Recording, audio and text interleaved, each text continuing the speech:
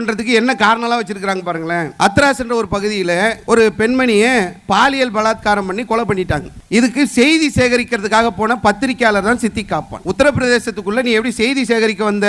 இது தேச விரோத செயல். ஒரு பத்திரிகைக்காரன் வேற என்னையா செய்யணும்? ஒரு தேசத்துல ஒரு விஷயம் நடக்கிறது என்று சொன்னால், இங்க இருந்து பாலஸ்தீன் போனீங்களே, இங்க இருந்து இஸ்ரேல் போனீர்களே, போர் நடக்கிறது, தாக்குதல் நடக்கிறது என்று அப்பப்போ நியூஸ் அனுப்புனீங்களே, ஏன் போனீங்க?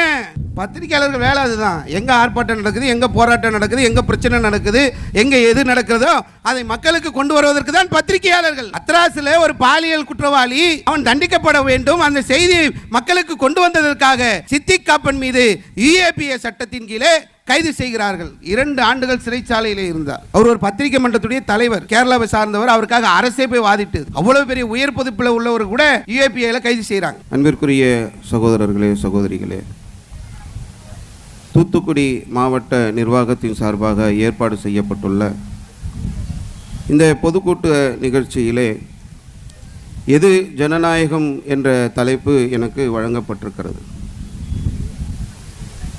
பொதுவாகவே மார்க்கம் சம்பந்தமான பிரச்சாரங்களை தொடர்ச்சியாக நாம் செய்து வருகின்றோம்.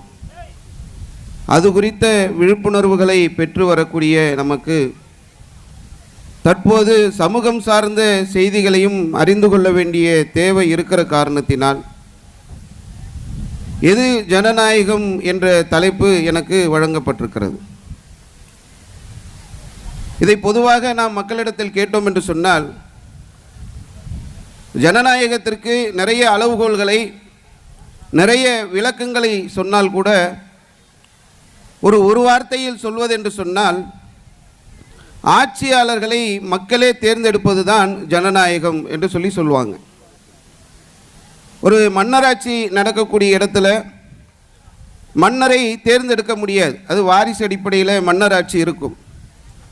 சர்வாதிகாரிகள் ஆட்சி செய்யக்கூடிய இடத்துல அடுத்த கட்ட தேர்தல்கள் நடக்காது, மக்கள் தேர்வு செய்யக்கூடிய ஒரு நிலை இருக்காது. இதே போன்றுதான் இராணுவ ஆட்சி நடைபெறக்கூடிய இடங்கள், இதே போன்றுதான் பிரபுத்துவம் என்று சொல்லக்கூடிய அந்த ஆட்சி நடைபெறக்கூடிய இடங்களிலெல்லாம் இருக்கும். ஜனநாயகம் என்று சொன்னால் மக்களால் ஆட்சியாளர்கள் தேர்ந்தெடுக்கப்படுவது என்று விளங்கி வைத்திருக்கக்கூடிய நாம் இந்த ஜனநாயகத்தை எப்படி புரிந்திருக்கிறோம் என்று சொன்னால், 5 ஆண்டுகளுக்கு ஒரு முறை நாம் தேர்தலிலே ஒருவருக்கு போய் ஒரு பட்டனை அழுத்திவிட்டு வந்துவிட்டோம் என்று சொன்னால் இதுதான் ஜனநாயகம். ஜனங்களால் தேர்ந்தெடுக்கப்படக்கூடிய ஆட்சியாளர்கள் வருகிறார்கள் என்று நாம் நினைத்து கொண்டிருக்கிறோம். ஜனநாயகத்துடைய அடிப்படை தூண்கள் 4. இதை இந்த நாட்டினுடைய குடிமக்களாக இருக்கக்கூடிய, குறிப்பாக இந்த தேசத்தை பாதுகாத்து கொண்டிருக்கிற, இந்த தேசத்தை அதிகம் நேசிக்கின்ற இஸ்லாமியர்களாக இருக்கக்கூடிய நாம் அறிந்து வைத்திருப்பது ரொம்ப முக்கியமான ஒரு விஷயம். ஜனநாயகம்னா என்ன? லெஜிஸ்லேச்சர், எக்ஸிக்யூட்டிவ், ஜுடிஷரி, மீடியா, மொத்தம் 4 பில்லர். இந்த 4 தூண்களைத்தான் ஜனநாயகத்துடைய அடிப்படையாக சொல்லித் தருகிறார்கள். லெஜிஸ்லேச்சர் அப்படின்னு சொன்னோம்னா, இங்கே பாராளுமன்றம், சட்டமன்றம்லாம் இருக்குல்ல, இவர்களெல்லாம் சட்டத்தை உருவாக்கக்கூடிய இடத்தில் உள்ளவர்கள். புதிய சட்டங்களை உருவாக்கக்கூடியது ஜனநாயக அடிப்படையிலே நிறைவேற்றப்பட வேண்டும் என்பதற்காக அது ஒரு பில்லர். அடுத்த பில்லர் எக்ஸிக்யூட்டிவ். அந்த பாராளுமன்றத்தில் இருக்கக்கூடிய உறுப்பினர்கள், சட்டமன்றத்தில் இருக்கக்கூடிய உறுப்பினர்கள் அந்த இயற்றப்பட்ட அந்த சட்டத்தை நடைமுறைப்படுத்தக்கூடிய நிர்வாகிகளாக இருப்பார்கள். இது 2வது பில்லர். 3வது பில்லர் ஜுடிஷரி. இந்த சட்டத்தின்படி நடக்கக்கூடிய இந்த ஆட்சியிலே ஏதாவது தவறு வந்தது என்று சொன்னால் அதை சரி செய்யக்கூடிய நீதிமன்றம். 4வது தூணாக, 4வது பில்லராக சொல்லக்கூடியது ஊடகம், மீடியா. இதில் எங்கெல்லாம் மிஸ்டேக் நடக்கிறதோ அதை மக்களுக்கு கொண்டு போய் சேர்ப்பதற்காக உள்ள ஒரு ஊடகம்தான் மீடியா என்பது. இந்த 4மே ஜனநாயகத்துடைய அடிப்படை தூண்கள். எனக்கு வழங்கப்பட்ட நேரத்தில் இந்த 4 என்னால் விரிவாக பேச முடியுமான்னு தெரியல. இந்த ஜனநாயகத்துடைய இந்த 4 தூண்களை பற்றி, அதனுடைய பயன்கள் என்ன, இது மக்களுக்கு எந்த அளவிற்கு பயன்பெறும் என்பதையெல்லாம் நாம் அறிந்து வைத்திருக்க கடமைப்பட்டு இருக்கிறோம். இதில் நாம் முதல்ல எடுத்தோம் என்று சொன்னால் லெஜிஸ்லேச்சர் என்று சொல்லக்கூடிய சட்டங்களை உருவாக்கக்கூடிய பாராளுமன்றம் இருக்கிறது, சட்டமன்றங்கள் இருக்கிறதுல இதை நாம் எடுத்து பார்த்தோம் என்று சொன்னால் புரிந்து கொள்வதற்கு இந்தியாவில் பாசிச சக்திகள் இருக்கிறார்கள். ஆர்எஸ்எஸ் என்று சொல்லக்கூடிய அந்த சித்தாந்தத்திற்கு சொந்தக்காரர்கள். அவங்க என்ன பண்ணுறாங்கனாக்கா, இந்தியாவில் இந்துக்களும் முஸ்லீம்களும் மத மோதலிலே இருவரும் பிளவுபட்டு நிற்க வேண்டும் என்பதற்காக 1924 இருந்து இந்தியாவிலே செயல்பட்டு கொண்டிருக்கிறார்கள். அந்த அடிப்படையில் 1990 இந்த கடந்த வரலாறை எல்லாம் நீங்கள் நினைவுபடுத்தினீர்கள் என்று சொன்னால், சட்டம் இயற்றக்கூடிய அதிகாரத்தில் இருக்கக்கூடியவர்கள் செய்யக்கூடியது என்ன, அதனால் நமக்கு ஏற்பட்ட பாதிப்பு என்ன என்பதை நாம் புரிந்து கொள்ளலாம். 1990 இந்தியாவில் ரத யாத்திரை என்ற பெயரில் பாஜகவுடைய அப்பொழுது முக்கிய தலைவராக இருந்த எல்கே அத்வானி தலைமையிலே ஒரு ஊர்வலம் செல்கிறது. இதனுடைய நோக்கம் என்னவென்று சொன்னால், 450 ஆண்டு காலங்கள் அல்லாஹ்வை வணங்கி கொண்டிருந்த இறையில்லமாக இருந்த பாபர் மசூதியை இடிப்பதற்காக, கரசேவை செய்வதற்காக, மக்களை ஒருங்கிணைக்க வேண்டும் என்பதற்காக இந்த ரத யாத்திரை நடக்கிறது.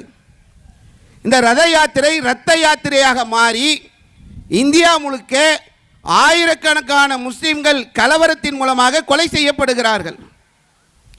அப்பொழுது இருந்த காங்கிரஸ் அரசாங்கம் இப்படி ஒரு அநியாயம், அக்கிரமம் நடக்கிறது, இது இனி நடக்கக்கூடாது என்பதற்காக வழிபாட்டு தலங்கள் பாதுகாப்பு சட்டம் 1991 என்ற பெயரிலே பாராளுமன்றத்திலே ஒரு சட்டத்தை ஏற்றுகிறார்கள். பாபர் மசூதி இவ்வளவு பெரிய பிரச்சனையை சந்திக்குது, இந்த மசூதியை தவிர்த்து வேற எந்த வழிபாட்டு தலத்தையும் மதத்தின் பெயரால் இனிமேல் யாரும் எந்த கயவர்களும் வந்து உரிமை கொண்டாடக்கூடாது.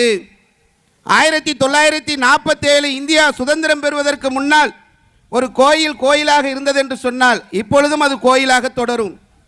ஒரு சர்ச் இருந்தது என்று சொன்னால் அது சர்ச்சாக தொடரும். ஒரு மசூதி இருந்தது என்று சொன்னால் அது மசூதியாக தொடரும் என்ற ஒரு பாதுகாப்பு சட்டத்தை 1991 என்ற பெயரிலே பாராளுமன்றத்திலே உருவாக்குகிறார்கள். இதுதான் சட்டம் இயற்றக்கூடிய அதிகாரம், ஜனநாயகத்தில் ரொம்ப முக்கியமான ஒன்று. இப்பொழுது சமீப காலமாக நீங்கள் பார்த்தீர்கள் என்று சொன்னால் அதே பாராளுமன்றத்திலே சட்டம் இயற்றப்படுகிறது. என்னென்ன சட்டம்லாம் இயற்றுகிறார்கள்? முத்தலாக் தடை சட்டம்.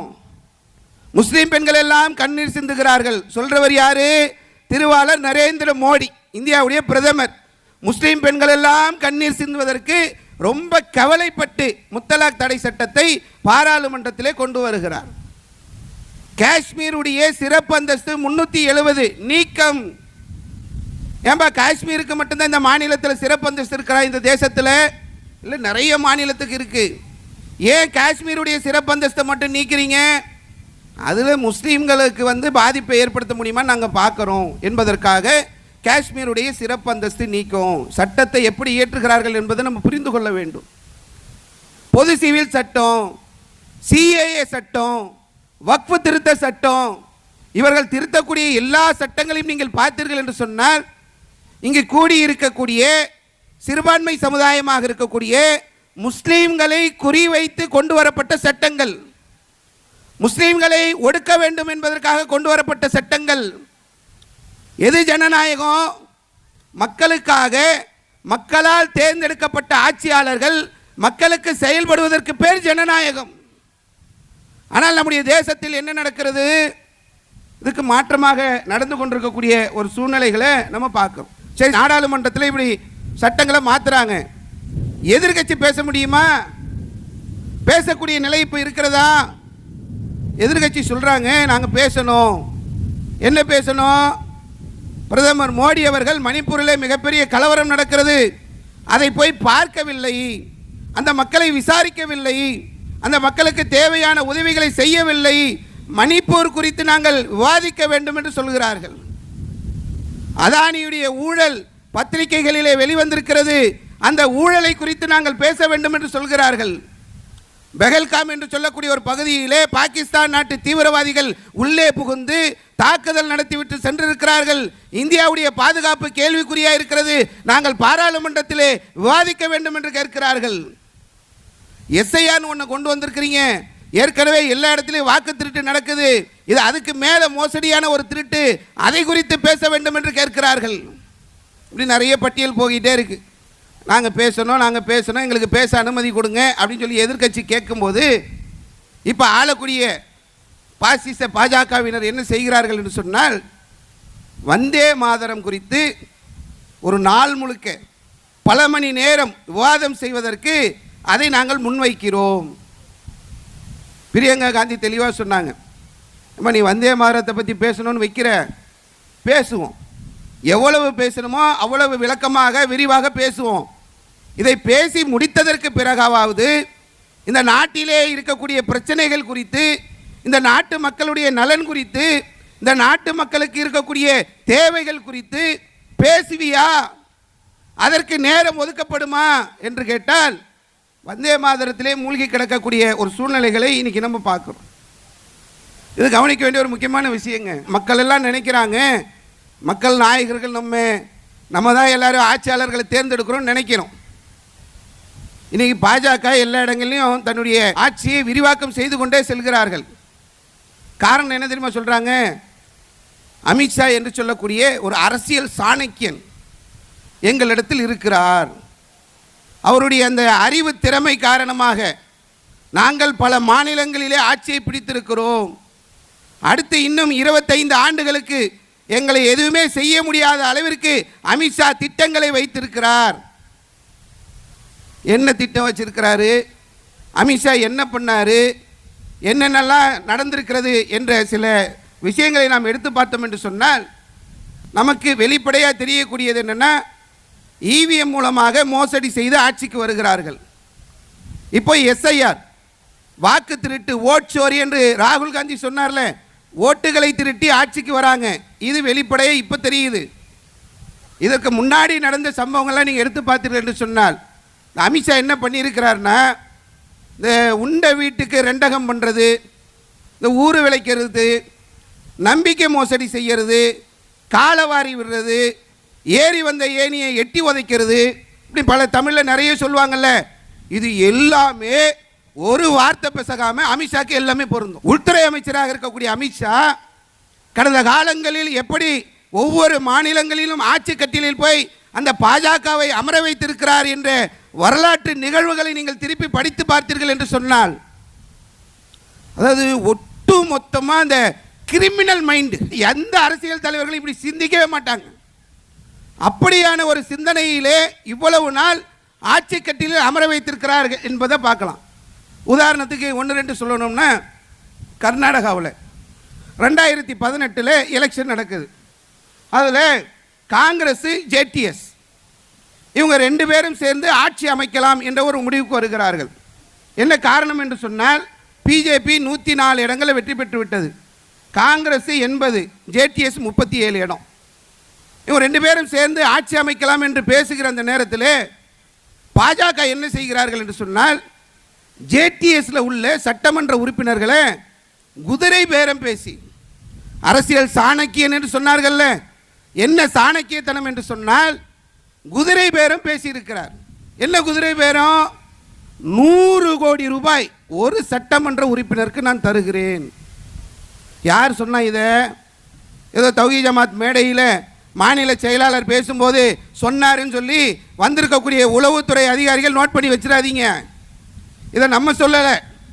இப்போ பாஜகவோடு நெருக்கமாக இருக்கக்கூடிய, அப்பொழுது இதே காரணத்திற்காக உங்களோடு கட்சியில் இணைய மாட்டேன் என்று சொன்ன குமாரசாமி சொல்லி இருக்கிறார். என் கட்சியில் உள்ள எல்லாரையுமே 100 கோடி ரூபாய்க்கு விலை பேசுகிறாங்க, அதற்கு நான் வழிவிட மாட்டேன் என்று அப்பொழுது பேசினார். அதுக்கப்புறம் எல்லா கட்சிக்காரங்களும் மாறுவாங்க. ஏன் மாறினாங்கன்னு இல்லைன்னா ஒன்றுன்னா பின்னாடி சொல்கிறேன். 2018 ஆட்சியில் அமர்ந்த பிறகு 14 காங்கிரஸ் உறுப்பினர்களும் 3 ஜேடிஎஸ் உறுப்பினர்களும் கட்சி மாறி பாஜகவுக்கு போகிறாங்க. ஒரு கட்சியில் ஒரு சின்னத்தை வாங்கி தேர்தலில் நின்று வெற்றி பெற்று விட்டு இங்கிருந்து அவங்கள சொகுசு பங்களா என்று சொல்லக்கூடிய ஹோட்டலுக்கு அழைச்சிட்டு போகிறாங்க. அங்கே போய் விலை பேசப்பட்டு கட்சி மாறுகிறார்கள், அங்கு ஆட்சி கவிழ்கிறது. அதற்கு பிறகு எடியூரப்பா அங்கே முதலமைச்சராக மாறுறார். மும்பைக்கு போனது, மும்பை ஹோட்டலில் நட்சத்திர ஹோட்டல்களில் இங்கே இருக்கக்கூடிய சட்டமன்ற உறுப்பினர்கள் தங்கினதையெல்லாம் பத்திரிகையாளர்கள் செய்திகளாக வெளிப்படுத்தியிருக்கக்கூடிய ஒன்றை நம்ம பார்க்கணும். அதே போல் எடுத்தீர்கள் என்று சொன்னால் மத்திய பிரதேசத்தில் 2018 காங்கிரஸ் கட்சி 114 இடங்களை பெற்று வெற்றி பெறுகிறது. அங்கே ஆட்சி அமைக்க வேண்டும் என்று சொன்னால் இன்னும் 2 எம்எல்ஏ இருந்தால் போதும். 116 இருந்தால் அவர்கள் ஆட்சியில் அமர்ந்து விடலாம். 7 பேர் வேறொரு கட்சியில் உள்ளவர்கள் காங்கிரஸுக்கு ஆதரவு தரக்கூடிய ஒரு சூழ்நிலையிலே காங்கிரஸ் மத்திய பிரதேசத்தில் ஆட்சி அமைக்கிறது. ஆட்சி அமைத்ததுக்கு பிறகு நீங்கள் எடுத்து பார்த்தீர்கள் என்று சொன்னால் ஜோதிராதித்ய சிந்தியா தலைமையில் 22 சட்டமன்ற உறுப்பினர்கள் அங்கிருந்து வெளியேறி பாஜகவில் போய் சேருகிறார்கள். நான் முதல்ல சொன்னல, அதை ஞாபகம் வச்சுக்கிட்டே வாங்க. குமாரசாமி சொன்னார் 100 கோடி ரூபாய் என் கட்சி உறுப்பினர்களுக்கு வேலை பேசப்பட்டுச்சு. இது அதுக்கப்புறம் டெல்லி முதல்வராக இருந்த கெஜ்ரிவாலும் சொன்னார் அவருடைய கட்சியில் உள்ள சட்டமன்ற உறுப்பினர்களுக்கும் 100 கோடி ரூபாய் வேலை பேசப்பட்டதாக. எல்லாம் பத்திரிகையில் வந்திருக்கக்கூடிய செய்தி. ஏதோ தௌஹீத் ஜமாத் சொன்ன கருத்து கிடையாது. பேசி அதுக்கப்புறம் 22 பேர் அங்கு கட்சி மாறுகிறார்கள். மத்திய பிரதேசத்திலையும் அதற்கு பிறகு பாஜக ஆட்சி கட்டிலையும் அமர்கிறது. கோவாவில் இதெல்லாம் நடக்கிறது தெரியதானே செய்யுது. காங்கிரஸ் என்ன பண்ணுறாங்க, சட்டமன்ற தேர்தலுக்கு முன்னால் எல்லா சட்டமன்ற உறுப்பினர்களையும், கோயிலுக்கு நம்பிக்கை வச்சுருக்கிறவங்க இருப்பாங்க, சர்ச்சுக்கு போகிற நம்பிக்கையில் உள்ளவங்க இருப்பாங்க, மசூதிக்கு போகிற நம்பிக்கையில் உள்ளவங்க இருப்பாங்க, எல்லா சட்டமன்ற உறுப்பினர்களையும் 3 இடத்துக்கும் கூப்பிட்டு போய் காங்கிரஸ் சத்தியம் வாங்குறாங்க. தேர்தலுக்கு பிறகு நாங்கள் கட்சி மாற மாட்டோம், கட்சி தாவல் சட்டம்னு ஒன்று இருக்குது பத்திரமா இருக்குது. அவங்க போய் எல்லா இடத்துலையும் நாங்கள் கட்சி மாற மாட்டோம் என்று சத்தியம் வாங்குறாங்க. 2020 தேர்தலுக்கு பிறகு 8 காங்கிரஸ்காரங்க கட்சி மாறி போயிருக்கிறார்கள் என்பதை நம்ம பார்க்குறோம். இந்த மாதிரி நான் ஒவ்வொன்றா விளக்கணும்னா, அருணாச்சல பிரதேசத்தில் 2016 நடந்த எலெக்ஷன், உத்தரகாண்டில் 2016 நடந்த எலெக்ஷன், மணிப்பூரில் 2017 நடந்த எலெக்ஷன். காங்கிரஸ் அதிகமான இடங்களை பெற்று வெற்றி பெற்றிருக்கக்கூடிய சூழ்நிலையில் எங்களுக்கு ஆட்சி கட்டில் நாங்கள் அமர்வதற்கு பதவி பிரமாணம் செய்து வையுங்கள் என்று ஆளுநரை கேட்கின்ற போது அதற்கு ஆளுநர் அப்போது அனுமதி தராமல் காக்க வைத்து அதுக்கப்புறம் நடந்த சம்பவங்கள்லாம் இருக்கிறது.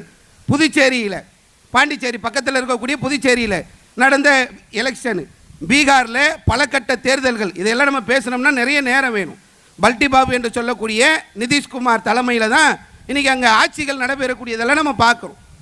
இப்படி தில்லு முள்ளுகள் செய்து காலவாரி விட்டு உண்டை வீட்டுக்கு ரெண்டகம் பண்ணி என்னென்னலாம் செய்து ஆட்சி கட்டில் அமர்ந்தவங்க இவங்க. இந்த உண்டை வீட்டுக்கு ரெண்டகம் பண்ணுறதுன்னு வாங்கல்ல, காலவாரி விடுறது. இதை நீங்கள் தெரிந்து கொள்ள வேண்டும் என்று சொன்னால் மகாராஷ்டிராவுடைய அரசியலை பரட்டி பார்க்கணும். மும்பை இருக்குல்ல மகாராஷ்டிரா, அந்த பகுதியில் சிவசேனா என்று சொல்லக்கூடிய ஒரு கட்சி தான் அங்கே வலிமையான கட்சியாக இருந்தது. இது தமிழகத்துக்கு ரொம்ப தேவையான ஒன்று. ஏன்னா அந்த அதிமுகன்னு ஒரு கட்சி இப்போ நமக்கு இருக்குல்ல கண்ணு முன்னாடி, இது எவ்வளோ நாள் இருக்குன்னு தெரியல. இப்போவே 4 கூறாக பிரித்து வச்சிருக்கிறாங்க. மகாராஷ்டிராவில் சிவசேனா என்று சொல்லக்கூடிய ஒரு கட்சி இருந்தது.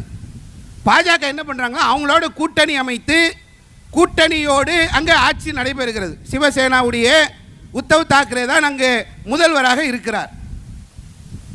இது கொஞ்சம் அந்த வரலாற்றை பார்த்தீங்கன்னா அவ்வளவு ஃப்ராடுத்தனமும் அவ்வளவு ஏமாற்றமும், இந்த முதுகலை குத்துறது என்னென்ன பண்புகள் இருக்க எல்லாத்தையும் செய்திருக்கிறார்கள். சிவசேனாவில் ஆட்சி நடந்துட்டு இருக்கிற போது இவங்க என்ன பண்ணுறாங்கன்னா, ஏக்நாத் சிண்டே என்று சொல்லக்கூடிய சிவசேனாவில் உள்ள ஒரு தலைவரை வேலை பேசுகிறாங்க. உனக்கு முதல்வர் பொறுப்பை கொடுப்போம், நீ என்ன பண்ணு எம்எல்ஏக்களை கழட்டு. அந்த வேலையெல்லாம் நடந்ததை பார்த்த உடனே உத்தவ் தாக்கரே என்ன பண்ணிட்டாருன்னா, உப்சாரா என்சிபி என்று சொல்லக்கூடிய தேசியவாத காங்கிரஸோடு போய் கூட்டணி வைத்து அவர் முதல்வர் பொறுப்புக்கு போயிட்டார். இவன் என்ன பண்ணுறான், ஏற்கனவே சிவசேனாவை 2ஆக உடைச்சாச்சு. ஒரு பக்கம் உத்தவ் தாக்கரே, இன்னொரு பக்கம் ஏக்நாத் சிண்டே. ஏக்நாத் சிண்டே சிவசேனாவா, உத்தவ் தாக்கரே சிவசேனாவா, இது பிரச்சனை போகுது. தேர்தல் ஆணையம் இருக்குல்ல, எல்லாமே இன்னைக்கு நம்ம அமித்ஷா கையில் தான் இருக்குது, திருவாளர் மோடி கையில் தான் இருக்குது. இடி, சிபிஐ, ஐடி, தேர்தல் ஆணையம் இருக்கக்கூடிய எல்லா அரசு நிர்வாகத்தையும் கையில் வைத்துக்கொண்டு என்னென்ன சித்து வேலைகள் செய்கிறார்கள் என்று சொன்னால், அவன் வாழையடி வாழையாக சிவசேனா கட்சியை நடத்திட்டு வரான். ஏக்நாத் சிண்டே தான் ஒரிஜினல் சிவசேனா என்று தேர்தல் ஆணையம் சொல்கிறது. அதுக்கப்புறம் இவங்க தேசியவாத காங்கிரஸோடு சேர்ந்துட்டாங்கல்ல. இந்த ஆட்சி போகும்போது ஏற்கனவே சிவசேனாவை 2ஆக உடைச்சாச்சு. இப்போ தேசியவாத காங்கிரஸ் உள்ளே போய் சேர்ந்துருக்கிறது. சரத்பவார், அஜித் பவார் முக்கிய தலைவர்கள். சரத்பவாருடைய அண்ணன் பையன் தான் அஜித் பவார். என்ன பண்ணுறாங்கன்னா, அஜித் பவார் மேலே 70,000 கோடி ஊழல் ஒன்று கேஸ் முடிஞ்சது கதை. அவ்வளோதான், அஜித் பவாரை விலை பேசியாச்சு. அவர் என்ன பண்ணுறாரு, என்சிபியை உடைச்சிட்டு அவர் வெளியே வர்றார். சரத்பவாரையும் அஜித் பவாரையும் பிரிக்கிறார்கள், ஏக்நாத் சிண்டாவையும் உத்தவ் தாக்கரேவையும் பிரிக்கிறார்கள். இப்பொழுது பாஜக அங்கு மெஜாரிட்டியோடு இங்கு மகாராஷ்டிராவிலே ஆட்சி அமைக்கக்கூடிய ஒரு நிலைக்கு தள்ளப்பட்டிருக்கிறது. இப்படி நாம் எடுத்து பார்த்தோம் என்று சொன்னால் ஒவ்வொரு இடத்திலும் இந்த மாதிரியான வேலைகளை செய்து தான் உள்ளே வருகிறார்கள். நீங்கள் பேப்பரை எடுத்து பிரட்டி பாருங்கள், கூகுளில் போய் தேடி பாருங்கள், நான் சொல்லக்கூடிய பேரெல்லாம் போட்டு பாருங்களேன். இவர்கள் மீதெல்லாம் குற்றத்தை சுமத்தி இவர்களை எல்லாம் பாஜக தன் பக்கம் இழுப்பதற்கான பல தில்லுமுள்ளுகளை செய்திருக்கிறது. அதில் ஒன்று, இப்போ ஜார்க்கண்ட் முதலமைச்சராக இருக்கக்கூடிய ஹேமந்த் சோரன், சிபி சோரனுடைய மகனாக இருக்கக்கூடிய ஹேமந்த் சோரன் மேலே வழக்க போட்டு உள்ளே இழுக்கிற வேலையை செய்கிறாங்க. டெல்லியில் முன்னாடி முதலமைச்சராக இருந்த கெஜ்ரிவால், அவர் மீது ஊழல் குற்றச்சாட்டை சுமத்தி அவரை சிறைக்கு அனுப்பி அதை இழுக்கிறதுக்கான வேலைகள் நடக்கிறது. சத்தீஸ்கருடைய முன்னாள் முதலமைச்சர் பூபேஷ் பாகல் மேலே அவர் மீது வழக்கு போட்டு அவர் மீது குற்றங்களை சுமத்தி உள்ளே இழுக்கக்கூடிய வேலை நடக்கிறது. டெல்லி முன்னாள் துணை முதலமைச்சராக இருந்த மணிஷ் சிசோடியா, அவர்கள் மீது ஊழல் குற்றச்சாட்டு வைத்து உள்ளே இழுக்கக்கூடிய வேலை நடக்குது. இவங்கெல்லாம் பாஜகவுக்கு எதிராக நின்று ஃபைட் பண்ணக்கூடிய ஒரு காரணத்தினால உள்ளே வராமல் வெளியில் நின்று ஃபைட் பண்ணிட்டு இருக்கிறாங்க. நீ என் மேலே ஊழல் குற்றச்சாட்டை வைத்தாலும், என் மீது எந்த குற்றச்சாட்டை வைத்தாலும் அதை நான் சட்டப்பூர்வமாக சந்திக்க தயார் என்று எதிரணியில் நின்று போட்டி போடுறாங்க. சிலர் என்ன ஆகிட்டாங்க தெரியுமா, இந்த மாதிரி நெருக்கடிகள் வரும்போது ஆள் காணாமல் போயிடுவாங்க. அதில் உதாரணத்துக்கு சொல்ல வேண்டும் என்று சொன்னால் அஜித் பவார். அஜித் பவார் வந்து என்சிபியில் முக்கியமான பொறுப்பில் இருக்கிறாரு. அவர் மேலே ஊழல் குற்றச்சாட்டு வைத்த உடனே பாஜக பக்கம் வந்துடுறார். அதற்கு பிறகு இப்போ அவர் இறந்து போயிட்டார். சமீபத்தில் நடந்த ஒரு விபத்தில் இறந்து விட்டார். அந்த இறப்பிலும் சதி இருக்கிறதாக நம்ம சொல்லலை, மேற்கு வங்க முதலமைச்சர் மம்தா பானர்ஜி சொல்கிறாங்க. இந்த சட்டமன்ற உறுப்பினர்கள்லாம் 100 கோடி வாங்கினதாக நம்ம சொல்லலை, குமாரசாமி சொல்கிறார். எல்லாமே பத்திரிகையில் வந்த அதிகாரப்பூர்வமான தகவல்களை மட்டும்தான் நம்ம பதிவு செய்கிறோம். அப்போ அந்த அஜித் பவாரை தனியாக எடுக்கிறாங்க. 70,000 கோடி, 1 கோடி 2 கோடி 10 கோடி 20 கோடி 30 கோடி 40 கோடி இல்லை, 70,000 கோடி ஊழல். பிரதமர் மோடி அவர்கள் பிரச்சாரத்திற்கு செல்கின்ற போது அஜித் பவார் குறித்து அவர் ஊழல் பெருச்சாலி என்று பேசியிருக்கிறார். ஊழல் பெருச்சாலியாக இருந்த அஜித் பவார் சுத்தவானாக, பரிசுத்தவானாக, தூய்மையானவராக பாஜகவில் சேர்ந்தவுடன் மாறிவிடுகிறார் என்பதை நம்ம பார்க்குறோம். அதே மாதிரி என்சிபியில் பிரபுல் பட்டேல் அடுத்த தலைவர் எடுக்கணும்ல, வெறும் அஜித் பவாரை மட்டும் எடுத்தால் பத்தாது என்று பிரபுல் பட்டேலை எடுக்கிறாங்க. ஏர் இந்தியாவுடைய விமானம் அது ஏல விட்டதில் உள்ள ஒரு ஊழல், பழைய குற்றச்சாட்டு. அந்த வழக்கேடு உனக்கு காப்பாற்றணுமா, உனக்கு சிபிஐ ரைடு வரக்கூடாதா, உனக்கு இடி ரைடு வரக்கூடாதா, நீ ஜெயிலுக்கு போகக்கூடாதா, உனக்கு பிரச்சனை வரக்கூடாதா, நீ எனக்கு ஆதரவு தா என்று மிரட்டி பணியை வைத்திருக்கிறார்கள் என்பதை நம்ம பார்க்கணும். அதே மாதிரி சுவேந்து அதிகாரி, திரிணாமுல் காங்கிரஸில் முக்கியமான தலைவர் மேற்கு வங்கத்தில், அவர் மீது நாரதா ஸ்டிங் ஆப்ரேஷன், இந்த ஸ்டிங் ஆப்ரேஷன் சொல்லுவாங்க, நமக்கே தெரியாமல் ஒரு இடத்துல கேமரா வச்சு நம்மளை ரெக்கார்ட் பண்ணுறது. இவருக்கு என்ன பண்ணுறாங்கன்னா, இவருக்கு லஞ்சம் கொடுக்க வரக்கூடியவர்களை, இவர் லஞ்சம் வாங்குறாருன்றதை அவரை மாட்ட வைக்க வேண்டும் என்பதற்காக செய்யப்பட்ட ஒரு ஸ்டிங் ஆப்ரேஷன். அதில் சுவேந்து அதிகாரி சிக்கிட்டாரா, அவ்வளோதான், பாஜக விரித்த வலையில் அவர் விழுந்துட்டார்னு அர்த்தம். இப்போ என்ன, திரிணாமுல் காங்கிரஸில் முக்கிய தலைவராக இருந்த சுவேந்து அதிகாரி இப்போ பாஜகவுடைய முக்கிய தலைவராக மாறியிருக்கிறார். மேற்கு வங்கத்திலே அவர்தான் எதிர்க்கட்சி தலைவர். மம்தா பானர்ஜிக்கு ஆதரவாக செயல்பட்டு கொண்டிருந்த, மம்தா பானர்ஜியின் கீழ் செயல்பட்டு கொண்டிருந்த சுவேந்து அதிகாரி இப்பொழுது மம்தா பானர்ஜிக்கு எதிராக எதிர்க்கட்சி தலைவராக சட்டமன்றத்திலே இப்பொழுது அமர்ந்திருக்கிறார். யார் மாற்றியது, எப்படி மாறினார், என்ன காரணம், இதெல்லாம் தான் அரசியல் சாணக்கியத்தனம் என்று பேசிக்கொண்டிருக்கக்கூடிய ஒரு நிலையை பார்க்குறோம். அடுத்தது எடுத்தோம் என்று சொன்னால் அசோக் சவான், காங்கிரஸுடைய முக்கியமான தலைவராக இருந்தவர். ஆதர்ஸ் வீட்டு பங்கீட்டு ஊழல், அதாவது இராணுவ வீரர்களுக்கெல்லாம் இடம் ஒதுக்கி அவங்களுக்கு கட்டிடம் கட்டித்தரக்கூடிய ஒன்றில் ஊழல் செய்து விட்டார் என்று சொல்லி அவருடைய வீட்டில் சிபிஐ இடி ரெய்டிங் 2017. இப்போ காங்கிரஸ்ல இருந்த அசோக் சவான் இப்பொழுது பாஜகவுடைய மாநிலங்களவை உறுப்பினராக மாறி இருக்கிறார். காங்கிரஸ்ல இருந்தவர் ஊழல் குற்றச்சாட்டுக்கு ஆளாகி சிபிஐ இடி ரெய்டு போனதுக்கு பிறகு இப்போ என்ன ஆச்சு? இப்போ அவர் மீது இருந்த ஊழல் குற்றச்சாட்டு சரியா போயிருச்சா? இதற்கு முன்னால் எல்லா தலைவர்கள் நீங்கள் எடுத்து பார்த்தீர்கள் என்று சொன்னால் முக்கியமாக பார்க்கணும்னா ஹிமந்த் பிஸ்வா சர்மா, இவர் காங்கிரஸில் இருந்தவர். அஸ்ஸாம் மாநிலத்தில் ஒரு காங்கிரஸில் இருந்தவர் எப்படி மாறி இருக்கிறார்னா, இப்போ தீர்மானம்லாம் வாசிப்பாங்க பாருங்களேன். ரொம்ப கடுமையான இஸ்லாமிய விரோத போக்கிற்கு அஸ்ஸாமுடைய மாநில முதல்வராக இருக்கக்கூடிய ஹிமந்த் பிஸ்வா சர்மா மாறி இருக்கிறார்.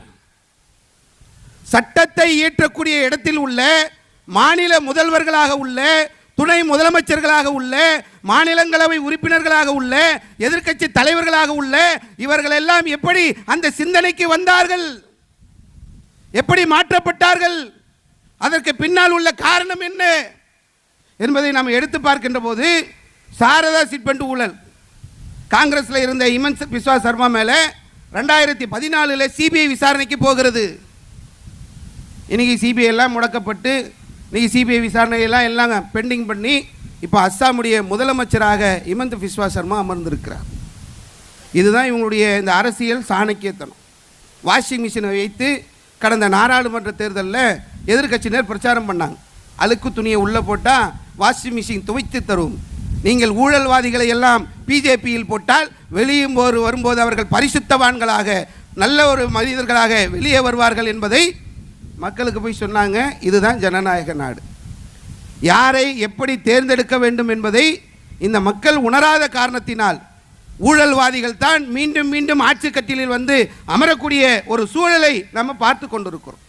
இந்தியன் எக்ஸ்பிரஸ் ஒரு ஆய்வு நடத்துகிறார்கள். 2014 ஆண்டிலிருந்து ஊழல் குற்றச்சாட்டின் ஒரே காரணத்திற்காக 25 முக்கிய தலைவர்கள் பாஜகவிற்கு மாறி இருக்கிறார்கள். முக்கியமான தலைவர்கள் எல்லாம் பாஜகவுக்கு மாறிக்கொண்டிருந்தார்கள் என்று சொன்னால் நம்ம நிலைமை எப்படி போகும், நம்முடைய நாளைய நிலை எப்படி இருக்கும் என்பதை நம்ம சிந்தித்து பார்க்க கடமைப்பட்டிருக்கிறோம். சட்டங்களை உருவாக்கக்கூடிய ஒரு இடம், நிறைய நமக்கு எதிரான சட்டங்கள் உருவாக்கப்படுகிறது. அதில் குறிப்பாக நாம் சொல்ல வேண்டும் என்று சொன்னால் UAPA என்ற ஒரு சட்டத்தை அமித்ஷா 2019 பாராளுமன்றத்தில் நிறைவேற்றினார். அன்லாஃபுல் ஆக்டிவிட்டீஸ் பிரிவென்ஷன் ஆக்ட், சட்டவிரோத நடவடிக்கைகள் தடுப்பு சட்டம் அப்படின்ற ஒரு சட்டத்தை 2019 அமித்ஷா பாராளுமன்றத்தில் கொண்டு வரார்.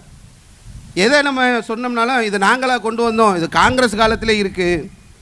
1967 UAPA இருக்குது, அதெல்லாம் மறுக்கலை.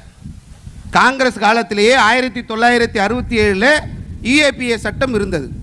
நீங்கள் எதுக்கு கொண்டு வந்தீங்க 2019? அதில் ஏன் மாற்றத்தை செஞ்சீங்க? என்னென்ன மாற்றங்கள் அதுக்குள்ளே நுழைச்சிருக்கிறீங்க? 1967 UAPA இருந்தது என்று சொன்னால் 2001 பாராளுமன்ற தாக்குதல் நடக்கின்ற போது ஏன் புதியதாக பொடா சட்டத்தை பாராளுமன்றத்திலே கொண்டு வந்தீர்கள்? 1967 UAPA இருக்கப்பா. இந்தியாவுடைய பாராளுமன்றம் தாக்கப்படுகின்ற போது தீவிரவாத பயங்கரவாத தடுப்பு சட்டம் என்று சொல்லி பொடா சட்டத்தை ஏன் கொண்டு வந்தீர்கள்? 1985 அதாவது 1967 UAPA இருக்கான். 1985 தடா ஒரு சட்டத்தை கொண்டு வராங்க. என்ன சட்டம்? பயங்கரவாத மற்றும் சீர்குலைவு நடவடிக்கைகள் தடுப்பு சட்டம். ஏற்கனவே பயங்கரவாத தடுப்பு சட்டம் இருக்கின்ற போது ஏன் தடா புதுசாக வந்தது? அப்போ UAPAன்றது வேறு விஷயத்திற்காக இருந்தது. என்ன விஷயம்? பேச்சு சுதந்திரம். ரொம்ப அளவு மீறி பேசிடக்கூடாதுல்ல. ஏன் வாயின்றதுக்காக நான் எதையுமே பேசிட முடியாது. எல்லாமே நான் சொன்னதெல்லாம் இதற்கு முன்னால் ஆட்சியாளர்கள் அதிகாரிகள் சொன்னதை தான் நம்ம சொல்ல முடியும். நானே என் வாய்க்கு வந்ததை இஷ்டத்துக்கு பேசிட்டு போயிட முடியுமா? வந்திருக்கக்கூடிய உளவுத்துறை அதிகாரிகள் சும்மா போயிடுவாங்களா? வந்திருக்கக்கூடிய காவல்துறை அதிகாரிகள் சும்மா இருந்துருவாங்களா? அப்போ பேச்சு சுதந்திரம் என்று சொன்னால் அந்த பேச்சில் எதை பேசணும்? சில இடங்களில் வந்து அமைப்பாக ஒன்று திரளக்கூடிய நிலை இருக்கும். அப்படி அமைப்பாக ஒன்று திரள்வதாக இருந்தால் அது அவங்களுக்கு என்ன சட்டம்? இதையெல்லாம் உருவாக்கியது தான் 1967 UAPA என்று சொல்லக்கூடிய அந்த சட்டம். சட்டத்தை அமித்ஷா கொண்டு வந்துட்டாரா? இப்போ என்ன நடக்குது? யுஏபிஏல ஒருவர் கைது செய்யப்படுகிறார். அதாவது ஒருத்தர் தீவிரவாதியாக இருப்பாரா, ஒரு கூட்டம் தீவிரவாதமாக இருக்குமா என்று சொன்னால் எல்லாரும் சொல்லிடுவாங்க ஒரு கூட்டம் தீவிரவாதிகளாக இருப்பார்கள். ஒரு தனி மனிதன் போய் யார்கிட்ட மசூரா பண்ண முடியும்? ஒரு தனி மனிதன் எப்படி திட்டம் போட முடியும்? யுஏபிஏ சட்டத்தை கொண்டு வரும்போது என்ன செய்கிறாங்கன்னா, இதை எதிர்த்து நம்ம பேசிடக்கூடாது. எதிர்த்து பேசக்கூடிய அந்த வாய்ப்பை எதிர்கட்சிக்காரங்களுக்கும் தரக்கூடாது என்பதற்காக மசூத் அசார், பாகிஸ்தானுடைய ஜெய்ஷே முகமதுடைய தலைவராக இருக்கக்கூடிய மசூத் அசார் ஒரு தனி மனிதன், அந்த தனி மனிதன் ஒரு தீவிரவாதி, தனி மனிதனையும் தீவிரவாதி ஆக்கலாம் என்று யுஏபிஏ சட்டத்தின் கீழே கொண்டு வருகிறார்கள். நான் கேட்குற கேள்வி என்னன்னா, மசூத் அசார் யாரு? ஜெய்ஷே முகமதுடைய தலைவர். ஜெய்ஷே முகமது என்ன? ஒரு தீவிரவாத அமைப்பு, பாகிஸ்தானில் உள்ள ஒரு தீவிரவாத அமைப்பு. அதை ஏன் பண்ணி தனி மனிதன் மேலே கொண்டு வர? அப்படித்தான் கொண்டு வருவோம் என்று சட்டத்தை கொண்டு வருகிறார்கள். விசாரணை யார் செய்வா? இது வெறும் மசூத் அசாருக்கு உள்ளதல்ல. இஸ்லாமிய சமுதாயத்தை குறிவைத்து கொண்டு வரப்பட்ட சட்டம் இந்த யுஏபிஏ சட்டம். நம்ம வீட்டில் உள்ள இளைஞர்கள் குறிவைக்கப்படுவார்கள், இந்த சமுதாயத்திலே உள்ளவர்கள் குறிவைக்கப்படுவார்கள். யுஏபிஏ என்று சொல்லக்கூடிய இந்த பயங்கரவாத தடுப்பு சட்டத்தை முஸ்லீம்களுக்கு எதிராக பயன்படுத்துவதற்காக 2019 பல திருத்தங்களோடு பாராளுமன்றத்தில் அந்த சட்டம் கொண்டு வரப்பட்டிருக்கிறது.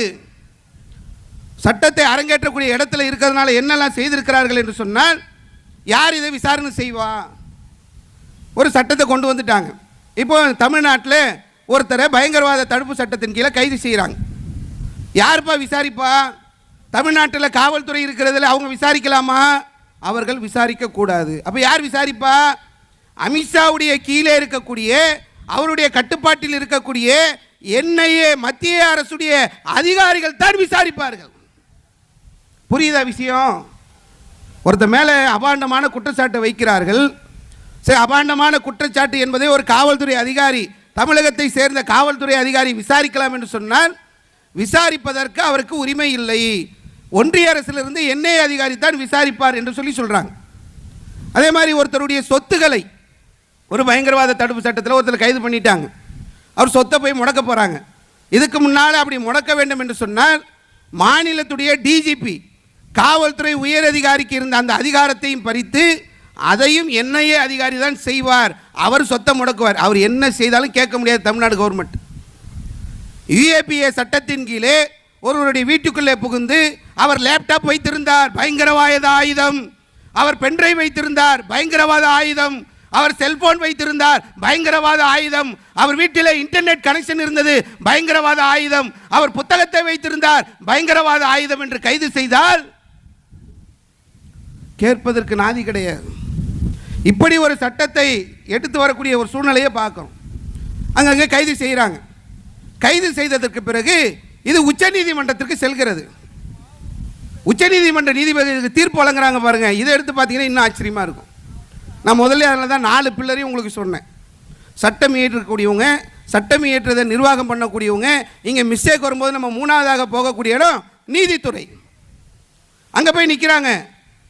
அவர் நீதிபதி தீர்ப்பு எழுதும்போது 24 மாதங்களாக சார்ஜ் ஷீட்டு கூட போடலையா, குற்றப்பத்திரிகை கூட தாக்கலையா, அவருக்கு நம்ம ஜாமீன் தான் தரலாமே அப்படின்னு சொல்லி கேட்குறாரு.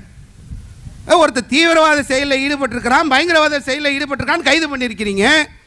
24 மாதம்ன்றது 2 வருஷம். 2 வருஷமா ஒரு தீவிரவாதியே, ஒரு பயங்கரவாதியே அவன் ஏன் தீவிரவாத செயலில் ஈடுபட்டான் என்ற குற்றப்பத்திரிகை தாக்கல் செய்ய மாட்டீங்களா? அதற்கான ஆதாரங்களை எழுதி வைக்க மாட்டீங்களா? 2 வருஷம் கழிச்சு ஆதாரம்லாம் அழிஞ்சிடாது. 2 ஆண்டுகளாக குற்றப்பத்திரிகை தாக்கல் செய்யாமல் இருந்தா அவருக்கு ஜாமீன் தரலான்னு பேசுறாங்க. இன்னும் எடுத்து பார்த்தீர்கள் என்று சொன்னால் சார்ஜ் ஷீட்டு போடாமல் 24 மாதம் அவரை நீங்கள் எப்படி ஜெயிலில் வைக்க முடியும்? அவருக்கு ஜாமீன் தரலாமேன்னு வேறொரு உச்சநீதிமன்ற நீதிபதி பேசக்கூடியதை பார்க்குறோம். இவங்க என்ன பண்ணுறாங்கன்னா, யுஏபிஏ சட்டம் இருக்குல்ல, இது சட்ட திருத்தத்தில் கொண்டு வருகிறது என்னென்னா, விசாரணை இல்லாமல், எந்த காரணமும் இல்லாமல் யுஏபிஏ சட்டத்தின் கீழ் ஒருவர் கைது செய்யப்பட்டார் என்று சொன்னால் அவருக்கு ஜாமீன் வழங்கக்கூடாது. நாங்கள் விசாரணை செய்வோம், செய்யாமல் போவோம். ஜெயிலில் போட்டோமா அவர் ஜெயிலே இருக்கணும். என்னப்பா பண்ணா, என்ன காரணம், இதற்கு முன்னாடி யுஏபிஏல கைது செய்திருக்கிறீர்களே, எல்லாரையும் விசாரித்தீர்களா என்பதையெல்லாம் இன்று கேள்வியாக கேட்டுக்கொண்டிருக்கிறார்கள். எடுத்து பார்த்தீங்கன்னா நியூஸ் கிளிக்னு ஒரு பத்திரிக்கை 46 பத்திரிகையாளர்கள் வீட்டுக்கு ரெய்டு போயிருக்கிறாங்க. ஏதோ திருட்டை தடுக்க போகிறாங்க, ஏதோ பயங்கரமாக நடக்குதுன்னு நினச்சிடாதீங்க. இவங்க பாஜகவுக்கு எதிராக எழுத ஆரம்பித்து விட்டார்கள். 46 பத்திரிகையாளர்கள் வீட்டுக்கு ரெய்டு, அதனுடைய நிறுவனர் 2 பேர் மேலே UAPA வழக்கு. இந்தியாவில் ஊடக சுதந்திரம் என்பது 142வது இடத்திற்கு வந்துவிட்டது உலகத்தில். இது ஜனநாயக நாடு. இந்தியா ஜனநாயக நாடு. இந்த ஜனநாயக நாட்டிலே ஊடக சுதந்திரம் என்பது 142வது இடத்திலே இருக்கிறது. அதே மாதிரி எடுத்து பார்த்தீர்கள் என்று சொன்னால் சித்தி காப்புன்னு ஒருத்தரை கைது பண்ணுறாங்க. இதே UAPA கைது பண்ணுறதுக்கு என்ன காரணம்லாம் வச்சுருக்கிறாங்க பாருங்களேன். ஹத்ராஸ் என்ற ஒரு பகுதியில் ஒரு பெண்மணியை பாலியல் பலாத்காரம் பண்ணி கொலை பண்ணிட்டாங்க. இதுக்கு செய்தி சேகரிக்கிறதுக்காக போன பத்திரிகையாளர் தான் சித்தி காப்பான். உத்தரப்பிரதேசத்துக்குள்ளே நீ எப்படி செய்தி சேகரிக்க வந்த? இது தேச விரோத செயல். ஒரு பத்திரிகைக்காரன் வேற என்னையா செய்யணும்? ஒரு தேசத்தில் ஒரு விஷயம் நடக்கிறது என்று சொன்னால், இங்கிருந்து பாலஸ்தீன் போனீங்களே, இங்கிருந்து இஸ்ரேல் போனீர்களே, போர் நடக்கிறது, தாக்குதல் நடக்கிறது என்று அப்பப்போ நியூஸ் அனுப்புனீங்களே, ஏன் போனீங்க? பத்திரிகையாளர்கள் வேலை அதுதான். எங்கே ஆர்ப்பாட்டம் நடக்குது, எங்கே போராட்டம் நடக்குது, எங்கே பிரச்சனை நடக்குது, எங்கே எது நடக்கிறதோ அதை மக்களுக்கு கொண்டு வருவதற்கு தான் பத்திரிகையாளர்கள். ஹத்ராஸில் ஒரு பாலியல் குற்றவாளி அவன் தண்டிக்கப்பட வேண்டும், அந்த செய்தியை மக்களுக்கு கொண்டு வந்ததற்காக சித்திக் காப்பன் மீது UAPA சட்டத்தின் கீழே கைது செய்கிறார்கள். 2 ஆண்டுகள் சிறைச்சாலையில் இருந்தார். அவர் ஒரு பத்திரிகை மன்றத்துடைய தலைவர், கேரளாவை சார்ந்தவர். அவருக்காக அரசே போய் வாதிட்டது. அவ்வளோ பெரிய உயர் பொதுப்பில் உள்ளவர் கூட UAPA கைது செய்கிறாங்க. நீங்கள் நம்மெல்லாம் ஆச்சரியமாக இருக்குங்க. இது ஜனநாயக நாடு. போராட்டத்தில் ஈடுபட்டால் UAPA கைது செய்வாங்க. டெல்லியில் ஷாஹின் பாக்னு ஒரு போராட்டம் உங்கள் எல்லாருக்குமே தெரியும். அமைதி வழியில் ஜனநாயக அடிப்படையில் நடைபெற்ற போராட்டம். அந்த போராட்டத்திற்கு காரணமாக இருந்தவர்கள் என்று சொல்லி பல மாணவர்களை UAPA கீழே கைது செய்திருக்கிறார்கள். உமர் காலித், சர்ஜில் இமாம், மீரான் ஹைதர், சஃபுரா சர்கார், குல்ஃபிசா ஃபாத்திமா. என்னப்பா பண்ணாங்க? குல்ஃபிசா ஃபாத்திமாக்கு கேஸ் போட்டு வச்சிருக்கான். மிளகாய் தூள், சிவப்பு மிளகாய் தூள், சாதா மிளகாய் தூள் இல்லை, சிவப்பு கலரில் இருக்குள்ள அந்த மிளகாய் தூளை ஜனநாயக போராட்டம் நடத்திட்டு இருந்தாங்கல்ல, ஒரு இடத்துல ஓரமாக ஷாஹின் பாக்கில் அவங்க கையில் போய் கொடுத்தாங்க. வேற என்னப்பா பண்ணாங்க? கண்ணாடி பாட்டில்களை கொடுத்தார்கள். அதிகாரிகள் வந்தால் அடிப்பதற்காக அந்த அம்மா எடுத்துகிட்டு போய் கண்ணாடி பாட்டில்களை கொடுத்தார்கள். ஆசிட் பாட்டில்களை கொண்டு போய் கொடுத்தார்கள். குச்சிகள், கம்புகளை எல்லாம் கொண்டு போய் அதிகாரிகளுக்கு எதிராக, எவ்வளோ பெரிய ஆயுதம் பார்த்தீங்களா? குச்சிகளை எல்லாம் கொண்டு போய் கொடுத்து குல்ஃபிஸ் ஃபாத்திமா மிகப்பெரிய ஒரு அரசுக்கு எதிராக மக்களை புரட்சி செய்யக்கூடிய ஒரு நிலையை ஏற்படுத்தினதுனால தேச விரோத சட்டம் என்று UAPA கீழ் கைது செய்திருக்கிறாங்க. பல ஆண்டுகளாக பல முயற்சி. அவங்க பெற்றோர்கள்லாம் என்ன பண்ணுறாங்கன்னா, நீதிமன்றத்துடைய படிக்கட்டுகளை எல்லாம் மிதிக்கிறாங்க. மாவட்ட அளவில், உயர் நீதிமன்ற அளவில் எவ்வளவோ முயற்சி.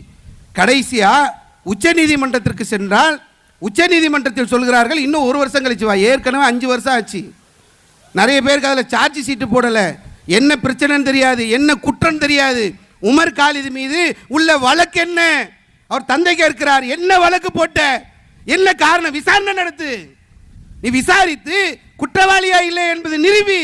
அவர் எங்க சிவப்பு மிளகாய் கொடுத்தாரு, எங்க ஆசிட் பாட்டில் கொடுத்தாரு, என்ன கொடுத்தாரு, விசாரணையில் காட்டு. என்ன ஆவணம் வச்சிருக்கிற என்று கேட்கிறார்கள். எந்த ஒரு விசாரணையும் இல்லாமல் 5 ஆண்டுகளை கடந்து உமர் காலித் இதுவரைக்கும் சிறைச்சாலையிலே இருக்கக்கூடிய ஒரு நிலையை பார்க்கும். இது சிறுபான்மை சமுதாயத்தை குறிவைத்து கொண்டு வரப்பட்ட சட்டம். கொண்டு வந்தீங்கல்ல, ஒரு ஆயுத பூஜை ஒன்று நடத்துகிறாங்க. தமிழ்நாட்டில் உள்ள அர்ஜுன் சம்பத், பேரோட சொல்கிறேன், தமிழ்நாட்டில் உள்ள அர்ஜுன் சம்பத் ஆயுத பூஜையின் போது துப்பாக்கிகளை வைத்து ஆயுத பூஜை நடத்துகிறார். நீ UAPA அங்கே போட்டியா? என்னையா அங்கே போனியா? இது தேச விரோத செயல் இல்லையா? அவருக்கு எதுக்கு துப்பாக்கி? அவர்னா ராணுவ வீரரா? நாட்டுடைய பாதுகாப்பில் உள்ளவரா? ஏன் அர்ஜுன் சம்பத் கையில் துப்பாக்கி? ஊர்வலம், மத ஊர்வலம் போறாங்க, பெரிய பெரிய கத்திகளை கொண்டு போறாங்க, கையில் துப்பாக்கி. நீங்க எடுத்து பார்த்தீர்கள் சொன்னால் பஜ்ரங் தள் என்று சொல்லக்கூடிய பெண்கள் அமைப்புக்கு பயிற்சி தருகிறார்கள், துப்பாக்கி வச்சு பயிற்சி. எதுக்கு பெண்கள் கையில் ஏன் துப்பாக்கி? பஜ்ரங் தள் பெண்கள் இடத்துல ஏன் துப்பாக்கி? அவர்கள் என்ன ராணுவத்தில் சேர்க்க போறியா? இல்லை நாட்டில் பாதுகாப்பு படையில் இருக்கிறவங்களா? ஏன் அவங்க கையில் துப்பாக்கி? விசாரிச்சிருக்கிறீங்களா? இங்கே யுஏபிஏ சட்டம் போயிருக்கா? போல. இப்போ சட்டத்தை பாராளுமன்றத்தில் இயற்றுகிறார்கள் என்று சொன்னால் அது சிறுபான்மை சமுதாயத்தை குறிவைத்து கொண்டு வரக்கூடிய ஒரு நிலை என்பதை நம்ம உணர்ந்து கொள்ளணும். இதில் என்ன பாதிப்பு? இப்படி மிரட்டி உருட்டி விலை கொடுத்து வாங்கி ஊழல் குற்றச்சாட்டை வைத்து இப்படியான ஆட்சியாளர்கள் அவங்க எடுக்கிறதுல இந்த சமுதாயம் பாதிக்கப்பட்டு கொண்டிருக்கிறது. இதை நம்ம உணரணும். உதாரணத்துக்கு சொல்ல வேண்டும் என்று சொன்னால், காங்கிரஸில் இருந்த ஹிமந்த் பிஸ்வா சர்மா இப்பொழுது பாஜகவுடைய முதலமைச்சராக அஸ்ஸாமிலே இருக்கிறார். எந்த மாநிலத்திலும் என்ஆர்சி எடுக்கப்படவில்லை. தமிழகத்திலே என்ஆர்சியை சொல்லி எந்த அதிகாரிகள் வந்தாலும் நாங்கள் விரட்டி அடிப்போம் என்று கடந்த காலங்களில் பேசினோமே. அஸ்ஸாம் மாநிலத்திலே என்ஆர்சி நடைமுறைப்படுத்தப்பட்டிருக்கிறது. 7 லட்சம் முஸ்லிம்கள் இந்த தேசத்துடைய மைந்தர்கள், இந்த மண்ணின் மைந்தர்கள், இந்த மண்ணில் பிறந்தவர்கள் அகதிகள் என்று முத்திரை குத்தப்பட்டிருக்கிறார்கள். அஸ்ஸாமில், உத்தரகாண்டில் சட்டமன்றத்தில் பொது சிவில் சட்டம் அரங்கேற்றப்பட்டிருக்கிறது. கொஞ்சம் கொஞ்சமாக விலைக்கு வாங்கி ஆட்களை மாற்றி ஊழல் குற்றச்சாட்டின் மீது மிரட்டி பாஜகவில் கையில் எடுத்து செய்யக்கூடிய வேலைகளை நீங்கள் எடுத்து பார்த்தீர்கள் என்று சொன்னால் ஒரு பாரதூரமான நிலைக்கு இந்த தேசத்தை அழைத்து செல்கிறார்கள். அதே தான் தமிழ்நாட்டிலே நடக்குது. இவங்க கையில் இருக்கக்கூடிய இடி, இவங்க கையில் உள்ள சிபிஐ, இவங்க கையில் உள்ள ஐடி, இவங்க மத்திய ஆளுமையின் கீழே இருக்கக்கூடிய அதிகாரிகள் என்ன செய்கிறாங்க?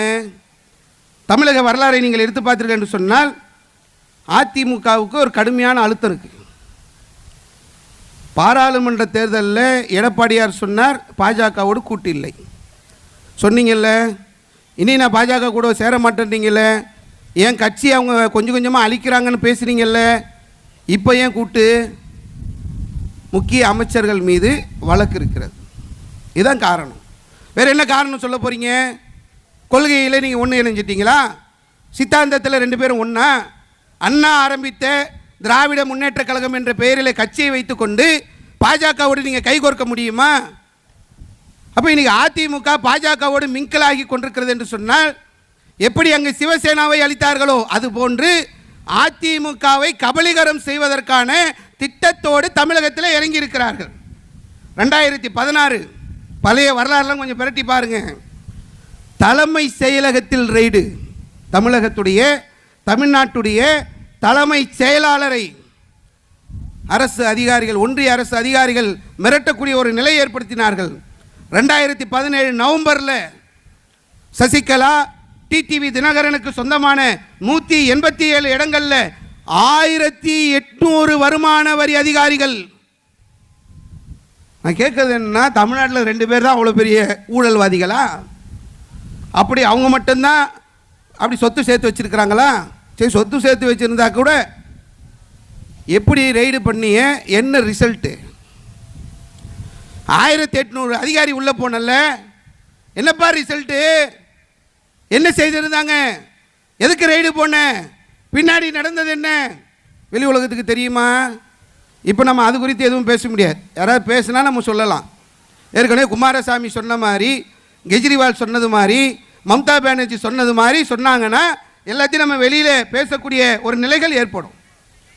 இப்படி கட்சிகளை கபலீகரம் செய்வதற்கு ஜனநாயகத்தின் பேரில் உள்ள வராங்க.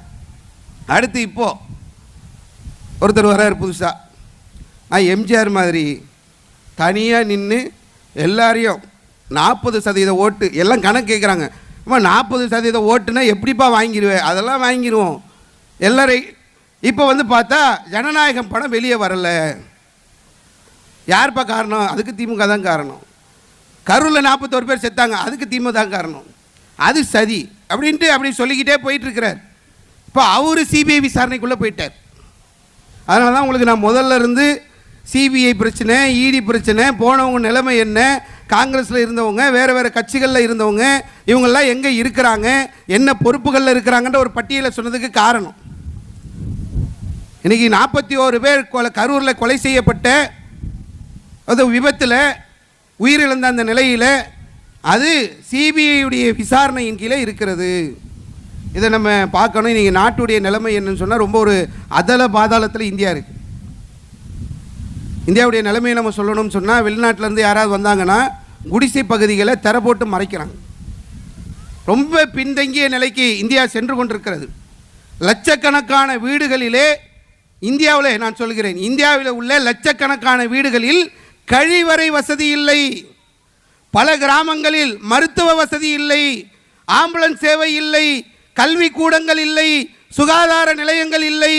ஏழ்மையில் மக்கள் இருக்கிறார்கள், வேலையில்லா திண்டாட்டம் இருக்கிறது, விவசாயிகள் பாதிப்பில் இருக்கிறார்கள், மாணவர்கள் பாதிப்பில் இருக்கிறார்கள், வியாபாரிகள் பாதிப்பில் இருக்கிறார்கள், பெண்கள் பாதிப்பில். நான் பெரிய பட்டியல் போட்டுக்கிட்டே போவேன். பாதுகாப்பு, பெண்களுக்கு பாதுகாப்பு இல்லாத தேசத்திலே பட்டியலிலே இந்தியா முதலில் வந்திருக்கிறது. என்ன காரணம்? பெண்களுடைய நிலைமை என்ன? மணிப்பூரில் ஒரு சம்பவம் நடக்குதுங்க.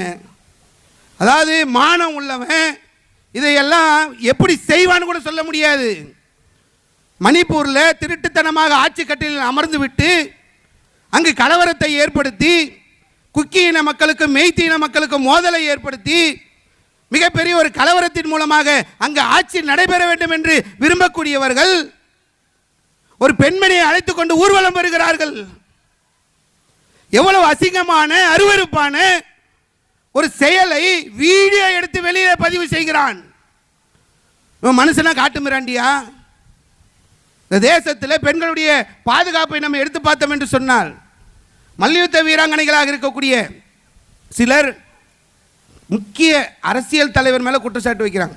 சாசிக் மாலிக் மாதிரியான ஆளுங்க என்ன பண்ணீங்க? பாஜகவுடைய முக்கிய தலைவர்கள் மீது குற்றச்சாட்டு வைக்கப்படுகிறது.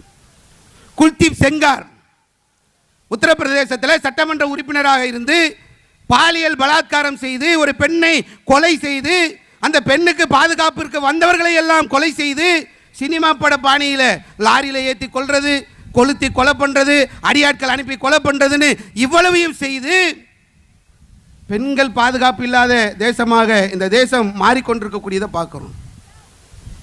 பாபர் மசூதி துட்டிக, காசி மதுரா பாக்கிக, இதெல்லாம் ஆரம்பத்தில் ஊர்வலம் போகும்போது போட்டாங்க. நம்ம என்னவோ அதெல்லாம் ஊர்வலம்லாம் நின்று போயிடுச்சுன்னு நினைக்கிறோம். வாட்ஸ்அப்பில் லட்சக்கணக்கான மக்களை உள்ளே ஒருங்கிணைத்து உள்ளுக்குள்ளே வேலை நடந்துட்டு இருக்கிறது. கவிதை வழியாக, அவர்களை கவரக்கூடிய ரீல்ஸ் வழியாக இன்னும் நமக்கு பல வேலைகள் இருக்கிறது இந்த தேசத்தில் என்று அந்த வேலைகளை உள்ளே செய்து கொண்டிருக்கிறார்கள். ஜனநாயகத்தின் பேரில் உள்ள வர ஆட்சி கட்டில் அமர்ந்து சட்டங்களை மாற்றிக்கொண்டிருக்கிறார்கள். நிறைய சட்டம் நமக்கு நேரம் இல்லை.